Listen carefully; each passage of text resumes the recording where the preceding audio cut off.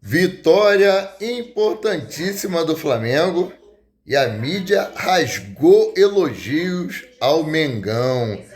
Segue o líder, 27 pontos, abrindo aí uma boa vantagem, criando uma gordurinha muito importante para essa fase aí de Copa América, né? Vou deixar vocês aí com um vídeo, né?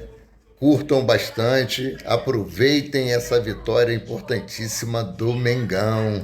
Galera, segue o líder! E aí, fã de esportes, começando o nosso Linha de Passe Sagrado, linha de todo domingo, para falar dessa rodada do Campeonato Brasileiro, hoje com as presenças aqui do Paulo Calçade, do Eugênio Leal, Vitor Birner, professor Celso Zelt, que entrará de férias logo no término deste programa, né, Eugênio professor? também. Eugênio também. E a gente numa expectativa muito grande, porque quem estava na redação hoje pôde curtir os jogos, o Vitor Birner criando suspense, né, Calçade? Dizendo, só falo no ar. Tal coisa, só falo no ar. Eu tenho tal coisa aqui para falar, mas só falo no ar.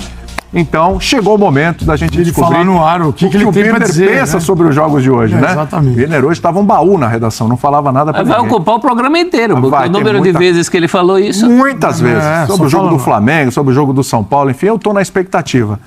Agora, Birner, Flamengo 6 jogos na data FIFA, 13 pontos, hein? Uma derrota, um empate nesse período e mais uma vitória hoje contra o Cruzeiro, se recuperando da derrota do meio de semana. Tá boa a campanha do Flamengo, mediante o remendo que o Tite está tendo que fazer nessa equipe aí durante esse período, né, Birner? Agora sim, na expectativa, por favor, Só fala tudo que você não falou na redação. Tudo bem, William? Boa noite a você, professor Celso Zelt, professor Paulo Calçado. Professores, ali ao lado catedrático da nossa mesa. E aqui o povo do samba. Grande Eugênio, é o mestre nisso também. Professor de verdade, esporte. É esse aqui do meu lado. Meu boa noite. Esse é o verdadeiro. Eu acho que pro modo sobrevivência dessa fase Copa América, é uma campanha muito boa. Pois é. Muito boa. Um adversário dificílimo hoje. Porque pressiona o Palmeiras pro clássico de amanhã. O jogo de hoje era um jogo duro. Não dá para falar que o Flamengo jogou melhor do que o Cruzeiro. O Cruzeiro vem jogando muito bem, mas tem dificuldade de conseguir pontuar fora de casa. Essa é uma daquelas coisas que não é tão fácil assim a gente conseguir achar um motivo. Porque se o time caísse de rendimento fora de casa, o time sente o ambiente, né? O time não consegue jogar fora de casa, os jogadores ficam se sentem incomodados atuando diante de outra torcida.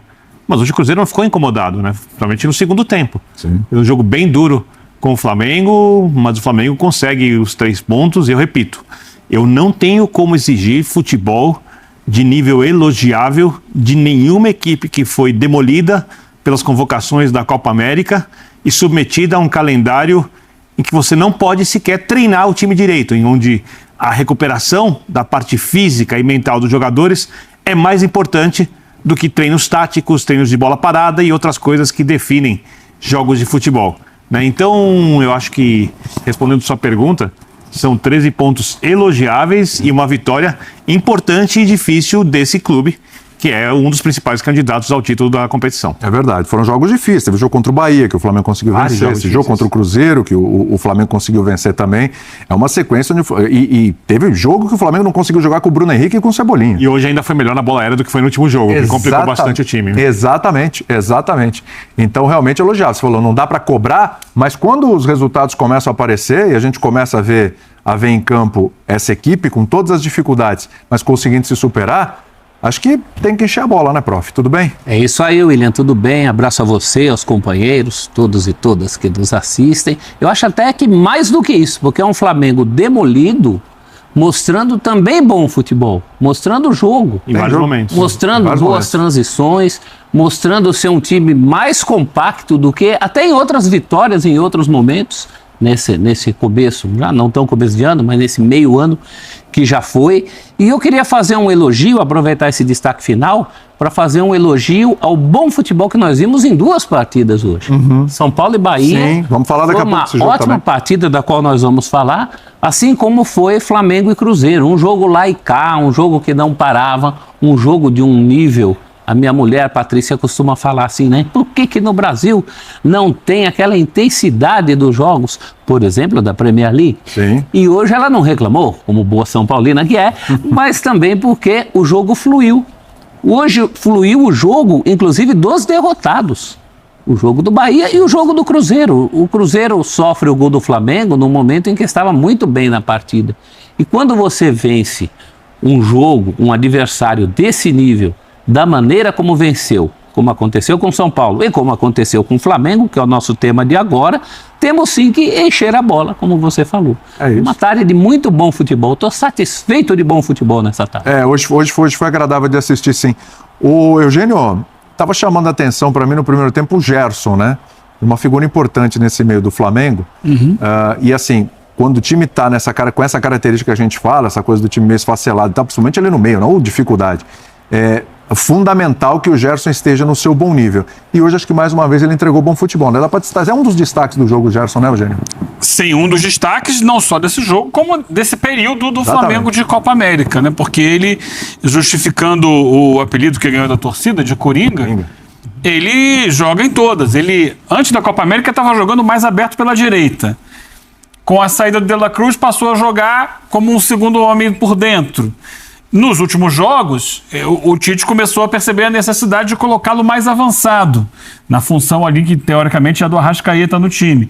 Hoje ele começou mais atrás e, no intervalo, com a necessidade de reforçar a marcação no meio de campo, ele tira o Lohan, adianta o Gerson para colocar ali o Léo Ortiz. O Gerson é uma figura fundamental, até interessante, porque ele teve um problema muito sério no início do ano, no rim, operou, ficou um tempo parado, e talvez isso tenha possibilitado que ele chegasse a essa época do ano com o menor desgaste de temporada do que outros. Se ele estivesse jogando intensamente desde janeiro, que é quando começam os campeonatos, talvez ele estivesse um pouco mais desgastado agora e não estivesse aguentando essa pegada que tem sido jogar no Flamengo.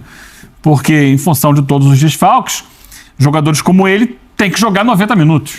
Então, ele vai batendo, vai correndo e carrega o time nas costas e tem jogado muito bem. Mas acho que até um pouco mais importante que ele tem sido esse cara que está atrás de você aí, o Quem Pedro. é que está atrás de mim aqui? Deixa eu O ver. Pedro. O Pedro. sim. E o Pedro, de certa forma, o Flamengo é muito prejudicado pela Copa América. Óbvio, né? São 5 jogadores diretos.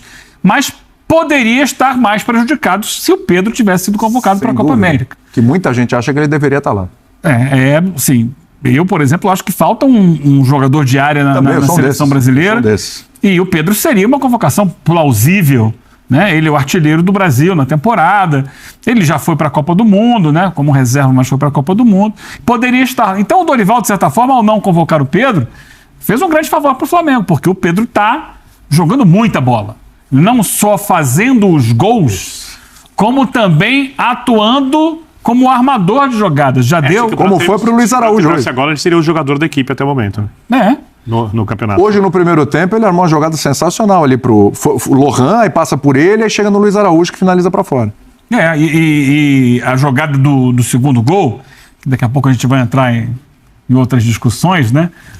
É um cruzamento da direita, numa jogada que ele articula. Ele volta, faz o pivô, gira, estica na ponta para o Wesley, que cruza, e do outro lado acontece toda a situação. Na verdade, não é a jogada do gol, não. É a jogada que seria o pênalti que foi anulado.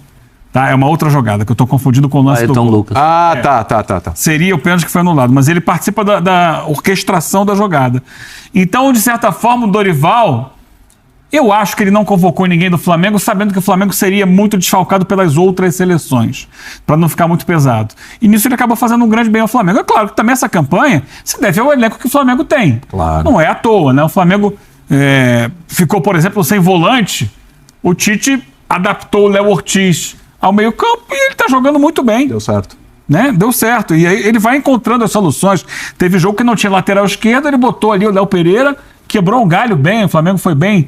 Então eu acho que... E outra, muitos dos garotos da base, quando entram, dão respostas. Então, o Flamengo não é à toa que está aproveitando bem esse período, mesmo muito desfalcado. Tem um elenco e tem uma base que permitem a ele seguir vencendo. Tá aí, Calçade, 24 gols pelo Flamengo em 2024, Pedro. É uma média de um gol a cada 2 jogos, mais ou menos. Aliás, a média do Pedro, desde que ele chegou ao Flamengo, né, em jogos, é uma média praticamente aí de 1 a cada 2 jogos. E dependendo da situação, porque Gabigol, acho que daqui a pouco a gente fala disso também, acho que o Gabigol talvez nem atue mais pelo Flamengo esse ano, não sei a situação toda, me parece que está encaminhando para pode falar, mas quando chega o Tite, ter um centroavante Então, ajuda muito. E os zagueiros também agradecem muito, os laterais também agradecem muito a chegada do treinador. exatamente. E o Pedro aproveitou muito bem essa oportunidade, já vinha sendo dada a ele, o ano passado dele já foi muito bom, ele aproveita a oportunidade, faz essa quantidade de gols e pode até passar o Gabigol aí em número de gols, olha só, ainda esse ano, quem sabe, vamos ver, né?